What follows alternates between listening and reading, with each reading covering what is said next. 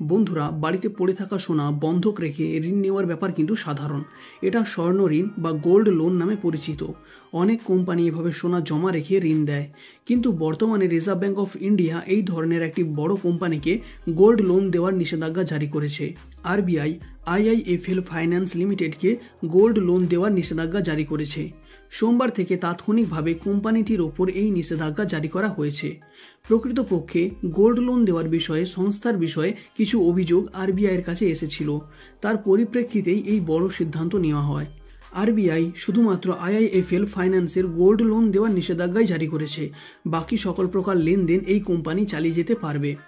RBI এক বিবৃতিতে বলেছে যে আইআইএফএল ফাইন্যান্সের আর্থিক অবস্থা পর্যালোচনা করা হয়েছে। 31শে মার্চ 2023 পর্যন্ত কোম্পানিটির আর্থিক অবস্থা অনুসারে তার স্বর্ণ ঋণ পোর্টফোলিওর স্তর নিয়ে কিছু অনিয়ম দেখা গিয়েছে, যা উদ্বেগের কারণ। এর জন্যই আইআইএফএল ফাইন্যান্সের ওপর গোল্ড লোন নিষেধাজ্ঞা জারি হয়েছে। এখন আরবিআই এই বিষয়ে কোম্পানির প্রায় সমস্ত নথি অডিট করবে, তারপরেই এই নিষেধাজ্ঞা নিয়ে পর্যালোচনা করা হবে।